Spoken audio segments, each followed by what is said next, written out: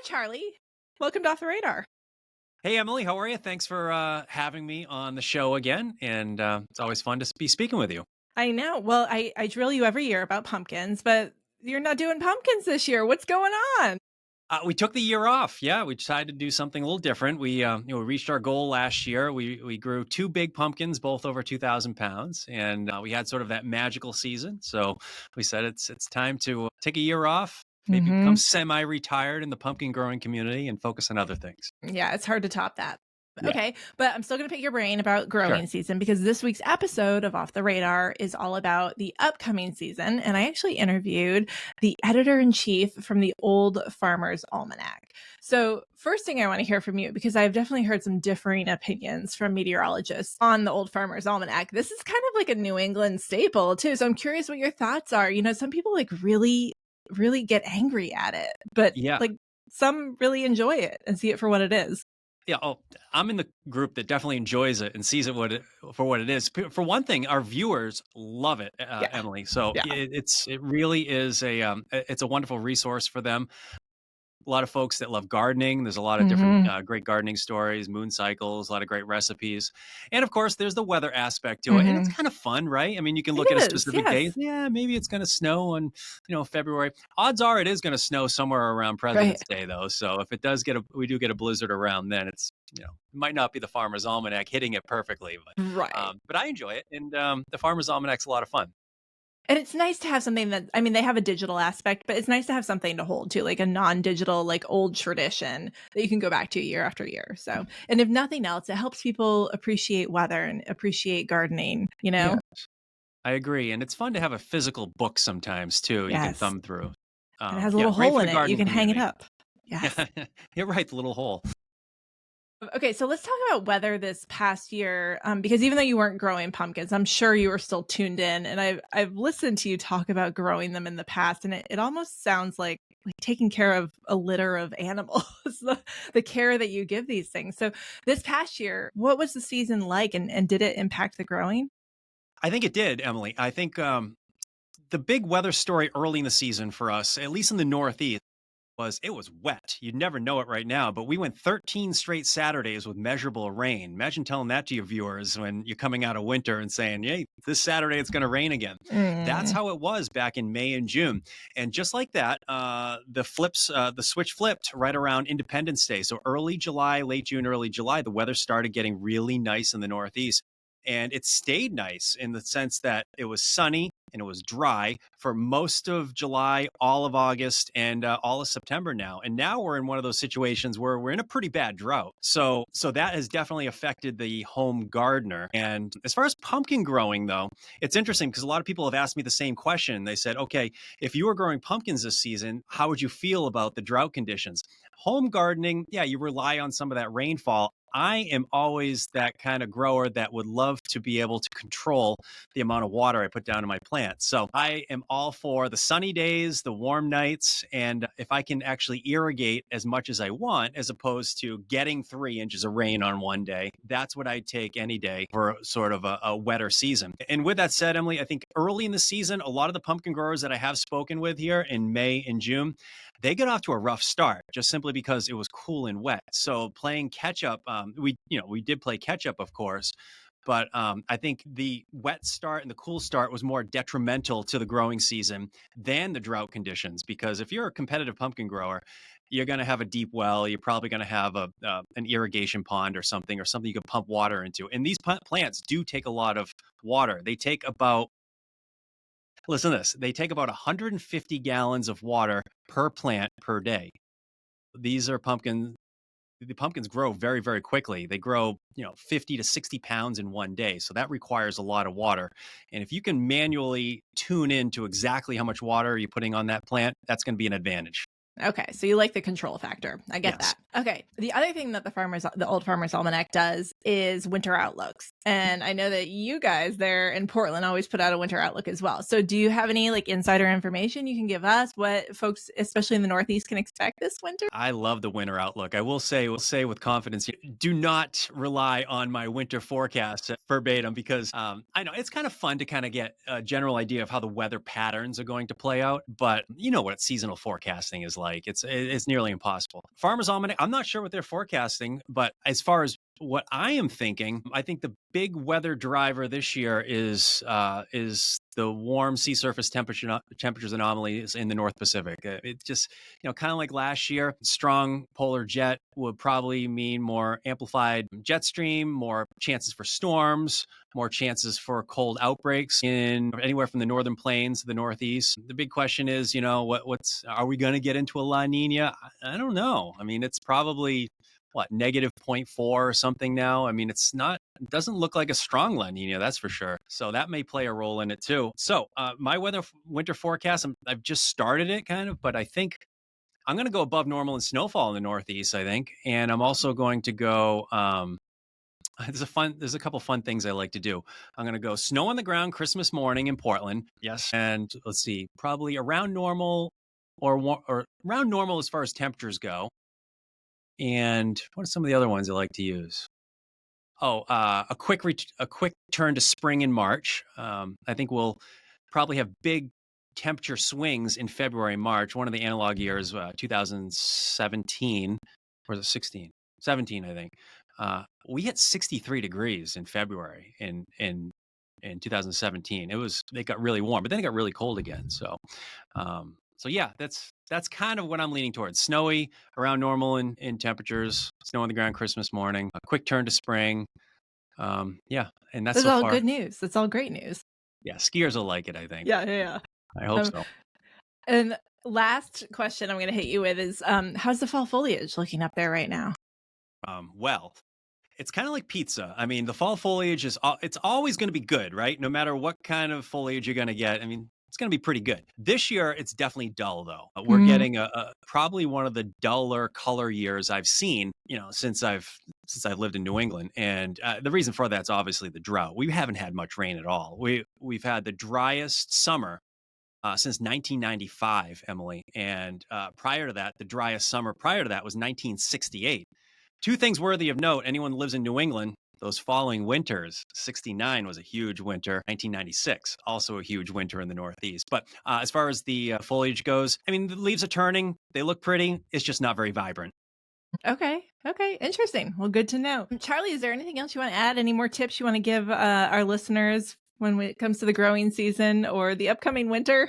Sure. Well, if anyone's interested in becoming a giant pumpkin grower, I have some pumpkin seeds I'd be happy to share with folks. And it's always fun to get people involved in it. It's something I've been doing almost my whole life. I can say with confidence, though, I can tell folks what not to do when growing giant pumpkins. I'm not the expert as far as like what to do, but I've screwed it up so many times. I can tell them what not to do. It's kind of like when you're forecasting, Emily, you can probably relate with this. It's like, you can figure out what not to do. It's kind of like when you're forecasting an icing event in the Northeast, the models are not going to handle cold air damming events, right? So, I mean, you screw that one up enough that you're like, okay, you recognize what not to do, and I can help with that. That's just as useful. I'll take it.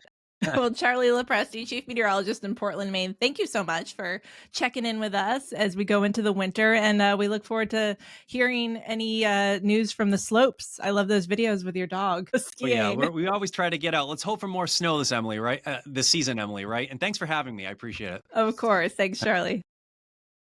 Carol Connare, Old Farmer's Almanac. We're so thrilled to have you on. It's hard to believe we're talking about 2026 already, but here we are getting close to the end of the year. So it's time to start talking about next year. Also hard to believe that you talented people there at the Old Farmer's Almanac can talk about the weather so far in advance, but we're going to talk about that today. And we're going to talk about how it works and how accurate it actually is.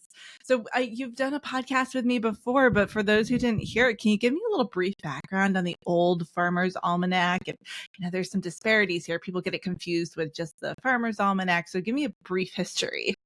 Sure. Well, I mean, our history isn't brief. I guess that's one thing. It's from 1792. So it's year 234. Yes, we've been around for a long time, and weather forecasts have been part of what we've been doing as well for the whole time. And it is kind of crazy to long range forecast for all these regions, both in Canada and the US, day by day. And so It's what we're known for. The Farmer's Almanac does predictions too, and theirs are very different from ours this year. And I don't actually know what they do in terms of their formula, but ours really relies on sun science, the magnetic storm cycles on the sun, and factoring in that data over time, as well as with the other things that we know, climatology, meteorology. And so we do a lot of number crunching. That's really what it comes down to. And of course, today, that's a little easier than it was in 1792. But our founder, Robert B. Thomas, was more than a weather person. He was really interested in making this the most useful but entertaining book that he could once a year for people that may not have had much more than a Bible or a broadside in their houses to read. So what could be useful every day of the year? An almanac has something for every day of the year. If you look at our calendar pages, we'll tell you a fact in history, the tides, is it a holiday, something about that day. And so that's what it's meant to be, as well as have essays and poetry. We don't see that a lot anymore. And if you ask me, I think the secret to our success is that we've always stayed in touch with our readers and our patrons. We get questions on the website every day. We get people mailing in questions. We get emails. And that's really how we figure out what people are wanting to read about year to year, is really listening to that. People who love the weather tend to be outdoors people. They tend to be gardeners or growers. And so that makes up the core of our audience. Yeah, they are loyalists for sure. I think there's a misconception too that you guys are not using scientific information. So I know there's some stuff that you don't share the entire formula, but can you tell us a little bit about the team and the work that goes into doing these forecasts every year? Sure. We have our own team of dedicated meteorologists at AccuWeather, but they are short-term weather forecasters really by trade. And so for us, they're using our formula, which is factoring in not just the solar magnetic storm cycles, but also looking at longer term patterns, the warming of the ocean, just the warming temperatures on Earth. There's more moisture that's being held in the atmosphere. We're seeing a lot of these trends of short-term, heavy-duty rain events. So maybe a place isn't getting more rain overall, but they're getting more rain in a shorter amount of time. So just looking at those patterns, it's a neutral La Nina right now. How is that affecting things or not? Certainly studying the jet stream plays in. Every year before we get on to do media, we ask to meet with the AccuWeather team, and we really run through we call it the weather tune-up. What's new and what are we talking about? And so we were talking about a split jet stream perhaps this year. When you look at the maps of our forecast, you're really seeing us look at more moisture in the southern tier of Canada and then even the southern tier of the US. So a split jet stream effect. So, we'll talk through those things, but those are the patterns that they, and they can bring that knowledge to it, as well as really, this is, I think, the only work that they do that takes into effect the solar cycles of the magnetic storms. Right. Well, it's all very connected. All right. So, it's out. I actually, I checked my mailbox yesterday and it was there. So I got my Yay! first look at it. I'm very excited. Can you give us a little insight into what the forecast for 2026 looks like? And I know that's a very broad thing, but any information you can give us? I'd be happy to tell you. So we are saying that winter is going to be colder than normal in the Appalachians and then even through the Southeast and Florida. And when we say warmer than normal, of course, that might only be a few degrees rather, in temperature difference, but that can make a big difference. Also colder westward across the Ohio Valley. And then sort of normal to near normal temperature wise for the rest of the US. And when you say winter, are you talking early 2026 or late 2026? We are really talking about December, January, and February, because what we have found is that November and March have been warmer overall for most of the US. And so when we think about winter, that's one of the things we were talking about with the team, is they're saying no more is there this aberration of a super cold winter that's lasting month after month. We're really seeing maybe cold snaps. And if you look at the data, we're really seeing even December is 1 to 2 degrees warmer in most places in the US than it was, say, 10 years ago. So this December? Yes, we're talking about this coming up, this winter coming up. If you want our fall prediction for this year, you have to go to the 2025. Right. But yes, we're calling for this winter, saying colder than normal in those places.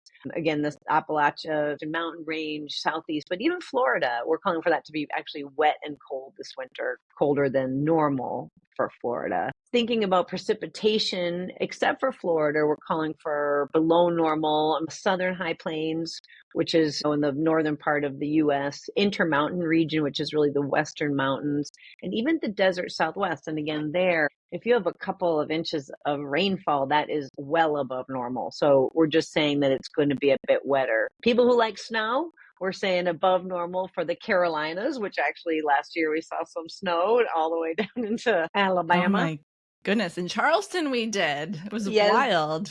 Yes. And we predicted it to go that far south. Again, that's the product of the jet stream being wavier, slower, and then the polar vortex can send these cold shots, even deep into the south. So we're going to see that, we think, again. Also snowy eastern Ohio Valley, so to the east part of that section of the country, southern Rockies, and even the eastern desert southwest, we're calling for that. And then everywhere else, probably typical snowfall. So, which again, with the warmer temperatures we're seeing almost everywhere throughout the winter, that means, it can also be rain and ice. So that's something that I think a lot more areas are dealing with habitually than typical big snowstorms. Gotcha. Okay.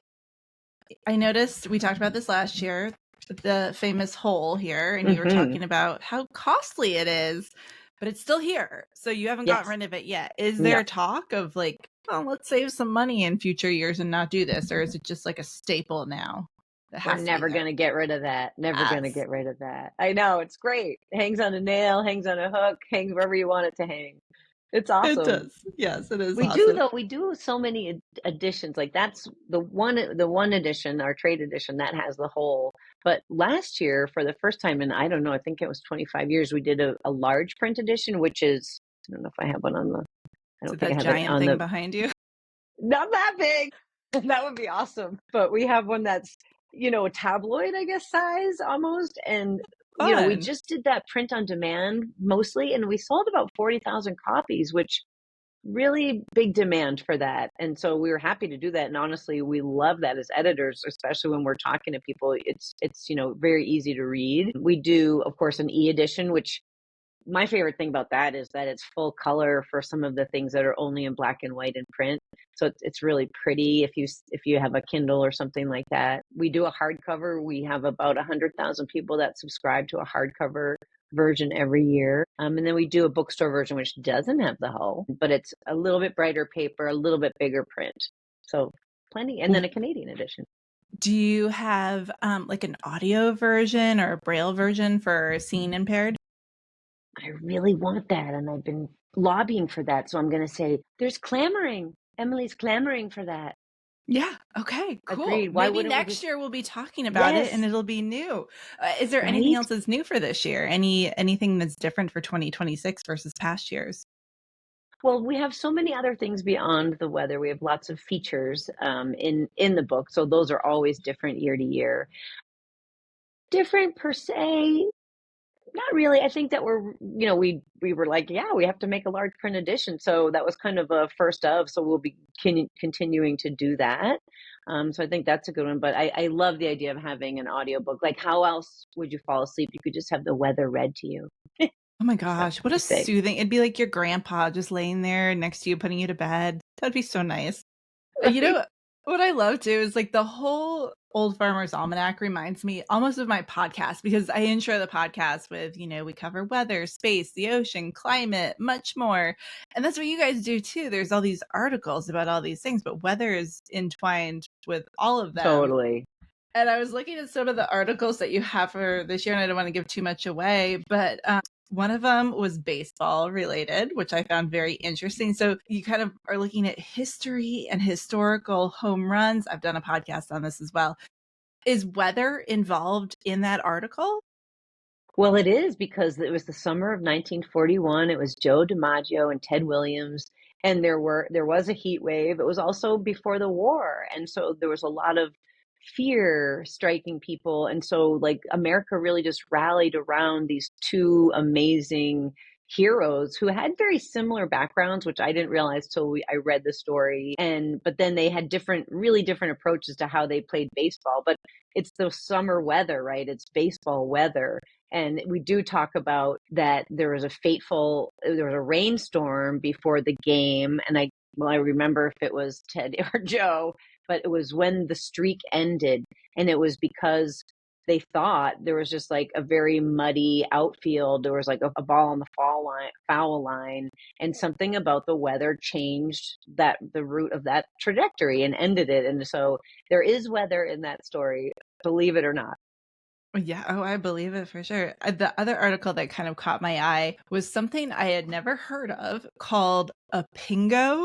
What is a I've worked on pingo? that one. Oh, I love this story. I'm so glad you asked. So I became fascinated with pingos, which are weather related in terms of what they are. So essentially, we call them the shape-shifting ice hills, and they're found in the Arctic. They're found in the US, but we do a story on the Canadian one. They have a park, basically, the biggest concentration of pingos in North America.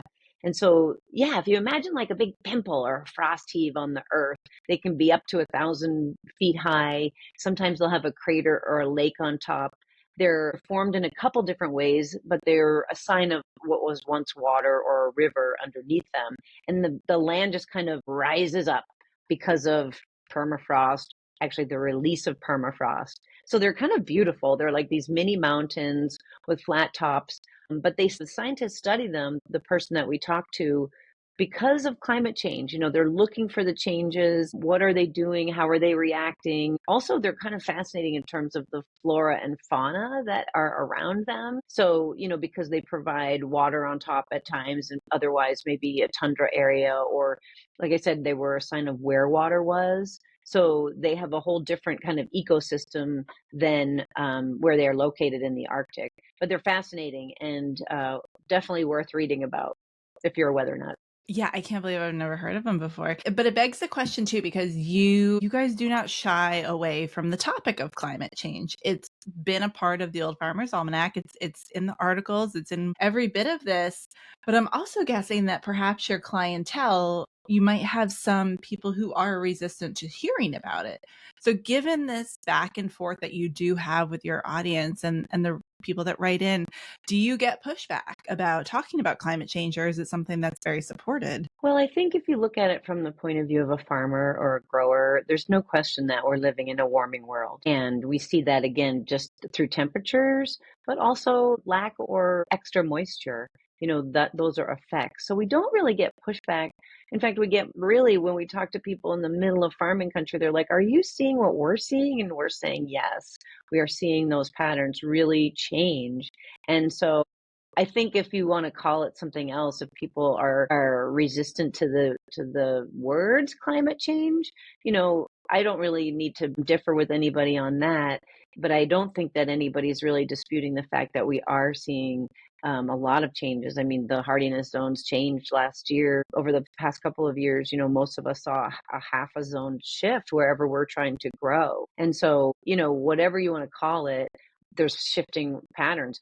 And truly, if you look at the history of weather, certainly the climate on Earth has changed dramatically. We know this even, over just the most recent several thousands of years. There have been many ice ages. There has been other climate times. I think what we can't dispute is that we're very much on a warming trend. So what does that mean? We're not trying to prescribe to people like there's lots of solutions or this and that, but also the earth has been through other changes. But I think what we're really trying to pay attention to is how does that affect us as people trying to grow food or flowers or be out in nature. I'm an outdoors person, so those things matter. And I think no disputing that fact, like no one has pushed back and said, it's colder here than ever before. Unfortunately, we're seeing that's not the trend. Like we predicted for where we are working in New England, that it would be a little warmer than normal.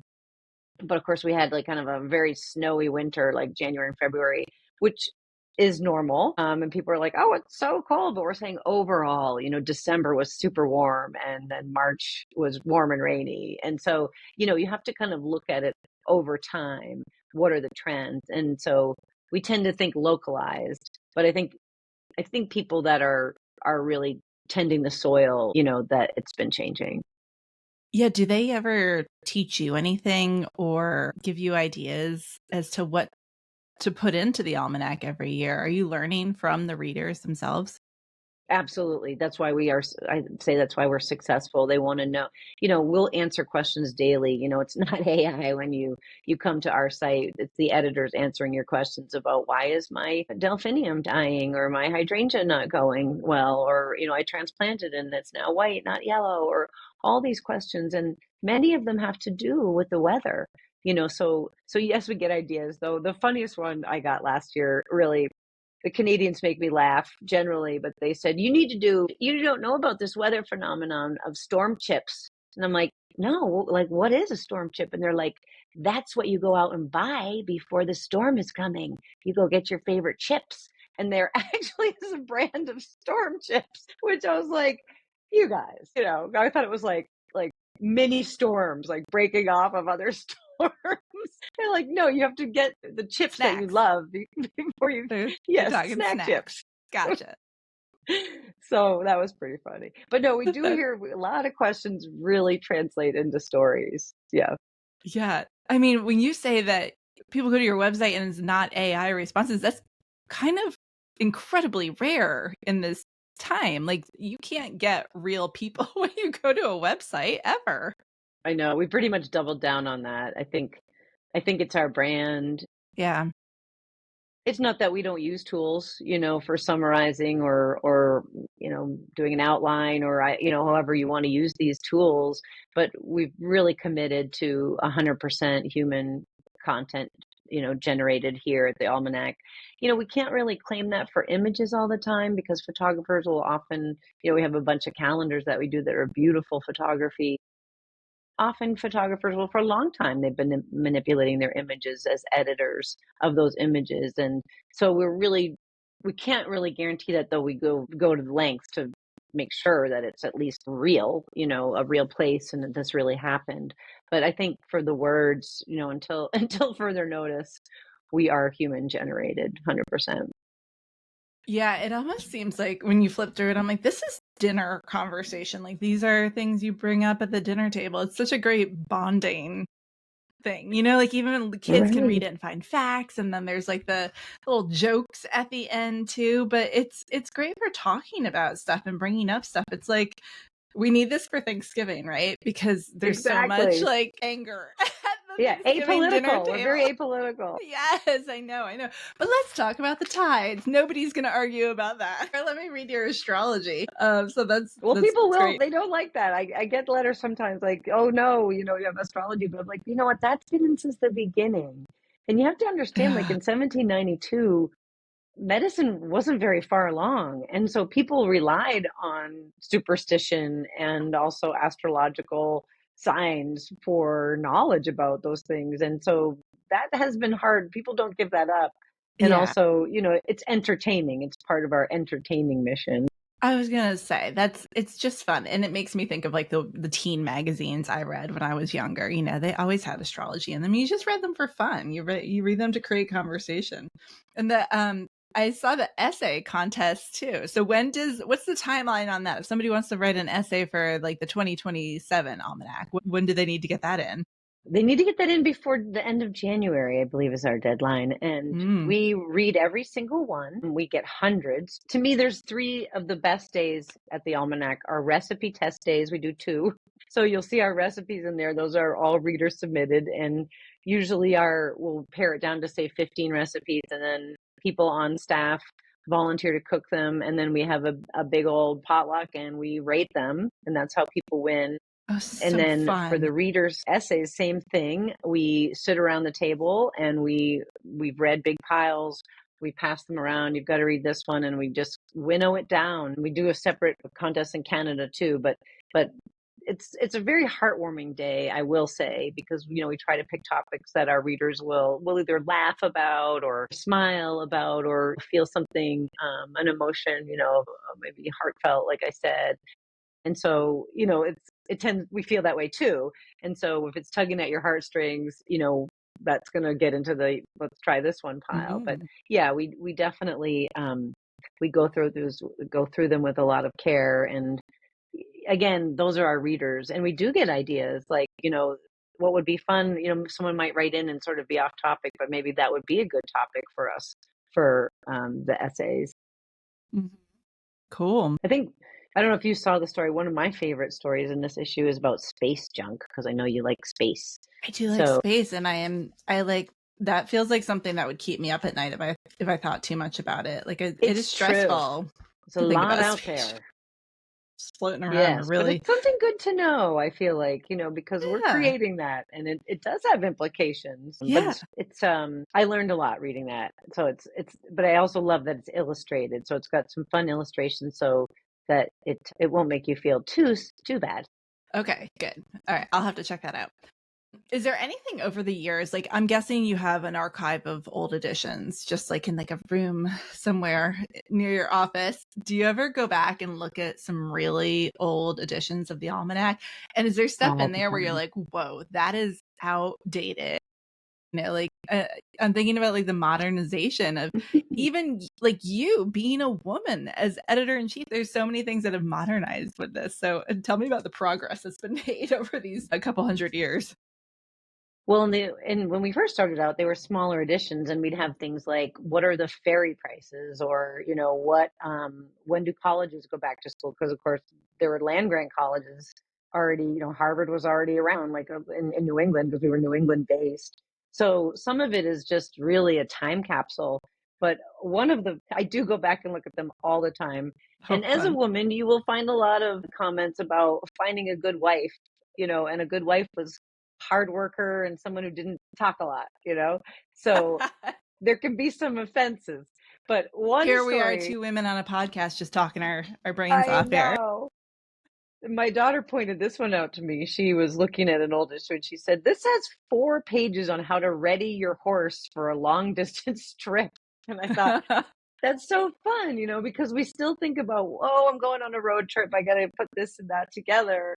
But, to get a horse and buggy ready is a lot more. And so, just some of those things. So I think that speaks to the fact that, we have like an emergency preparedness set of pages in our reference area. I would say that's what's new this year. We've been really overhauling the reference pages of the Almanac just to really update them. And so there's kind of an emergency preparedness section that we put in this year, and how to harvest, like tips on harvesting vegetables and when to do that. So that's been really refreshed. But I think it's the same idea. It's kind of like, what's really useful, what maybe these days I'm not going to find altogether on the web. Like I would maybe have to go search 10 or 12 websites. And so we're trying to curate. If it's right. Like that's the AI, right? This is right. Exactly. So simple things like that, I think, are the tradition that's held over. When you look back, it's a lot of things about crops, like a lot of new information at the time, like hay was a really big topic, but growing your own grains, of course, if you had livestock. So things, but again, we also talk about those things today. And I think one of the most enduring things when I go back and look is that the farmers and the growers of old understood the importance of soil and the way we treat our soil. Then a homestead would have, of course, had livestock and manure and chickens, and rotate crops was a big thing. And now, we're sort of going back to that because we're understanding that we've overused our soil. And so I think you see these trends come back around. So it's fascinating to go back and be like, these guys were really paying attention to soil, and so because they knew, that's the only way to make your farm resilient through rain or drought or whatever else might happen. Interesting. So not the best way to learn how to find a wife, but maybe we could learn something from some of these old. Do you ever like republish old articles? Like check out this article? We do on the online. We will. We might mention it in one of the, in the print edition. We might hark back to it. Certainly in our country calendar, which we publish every year, we always publish excerpts. And in this edition, actually, because 2026 will be the anniversary of our country year, we do go back and you'll find a page in there which we went to all the anniversary years and took out some of the wisdoms about citizenry and what it meant to be a citizen, and kind of what was going on at that time, we have found when we went back that really people didn't give two wits about the anniversary so much, except in the last, say, 100 years, because we can go that far back. So it would be a mention, but not a focus. Like really people were not, I think maybe because America was younger, and there was just like, okay, hopefully we're going to make it, uh, and so that's interesting to go back and you can see that we did some at each maybe 25-year interval. And that page is very interesting to me. So we did publish a few excerpts from past ones on that page. Wow, what a cool historical record you've got there. Lastly, and we talked about this last time, my tomato struggle, my ongoing tomato struggle. And I saw that you've got the tomato contest, which clearly I did not enter this year because I still cannot grow tomatoes here in Charleston. So Carol, help me. So here's the deal this year. I had them in potted big pots. Good. They're growing, but there's no tomatoes on them. So it's all just green. So what am I doing wrong? Why are there no actual tomatoes on there? They're huge. No blossoms? No yellow blossoms? No blossoms. Well, how was your soil? How was your soil in those buckets? I don't know. How do you know how your soil is? Did you get like a vegetable growing soil? Yeah, Did you put from any like Lowe's? Yeah. Okay. And they got enough sun. Maybe not enough sun. That might be, they're in my sun front yard, which worshipers. is pretty shaded. So yeah, in the past, I think they got too much sun and they kind of got burned. So Yes. they don't have as much sun this year. So maybe I need to drag them into the sun. It's still pretty hot here. So I want to say heat. I think that it's too hot there. I know. I don't know. I think it's weird because you have to sort of figure out, you want them to have sun. I wonder if you put some kind of a shade cover on them so that they're getting the bright light, but they're not getting burned. But I guess also I think I would say checking that soil and making sure that it has enough fertilizer in it. Like we sell these cool spikes. You can find them anywhere, but you can just put little spikes, little kind of fertilizer spikes in their slow release. And that might help too. But okay. Tomatoes are super finicky. I see a lot of really successful tomato growers covering them because of that. So it's like you're going to eliminate pests if you do a sort of a light shade cover. You're not going to burn them. You're going to give them a respite from the heat, depending on where you have them. But we need to really focus on the tomatoes for you. We have got to get that. How about what varieties? Maybe even going with just cherries because those are. One of them's cherries and one of them's something bigger. I forget. And it didn't dry out. You watered them. No, there's lots of water. Yeah. Did the leaves get any kind of brown or blight on them at the bottom or yellow at all? Maybe one of them got a little yellow on the end. Okay. So I don't know. It's probably I could probably keep working at this, right? Like into the fall here. You could there. Yeah. You could. You can even grow tomatoes indoors. Yeah. If you have a little grow light. But I think, I would say those things. But I would also say maybe trying heirloom varieties because they're just going to be hardier. Mm-hmm. So I don't know what when you start out, if you're buying starts, maybe looking to find a more vigorous. And also, the dirty little secret about Home Depot is that they trial. I don't know about Lowe's, but Home Depot will really only sell things that they think that you're going to succeed with. Like they have a massive trialing. They do not put anything out there that is not like super successful. Yeah. So their gardening is their biggest area of what they sell actually. And so they're intent on that. So you might even just try to get them from a different place or a few different places. Okay. Good call. Yeah, I got to make this zesty tomato basil ice cream. That looks good. That was amazing. Yeah. Who knew? Good looking recipes here. Awesome. Carol Connare, thank you so much for your time today. Is there anything else you want to share about the 2026 Old Farmer's Almanac? No, we just hope people pick it up in their newsstands. Like you said, it's a good thing to get ready for the holidays with your family so that you can find lots of topics to discuss that everyone will love. Yeah, it would slide right into a stocking real easily too. Totally. I will say one thing just on the AI is that we've been developing a lot more tools because they're sort of AI proof on websites. And, we lose traffic like everybody else. So if you want to check it out, you go to almanac.com. I think it's tools or toolbox. And it's really all kinds of things like how much soil do I need for my tomato container plants? How do I figure out how much mulch I need? How do I figure out the day of the week I was born on? So there's calculators of all kinds, and we've been developing even more, and they're really fun. Almanac.com has them, and we'll be doing more of that. And I think, again, it's sort of AI doesn't do these things. They're really unique to what we do, things about stargazing and all the things that we do. So I hope people check those out there, and they're free. Awesome. Yeah, great resources there. Carol, thank you so much for your time today. Thank you, Emily.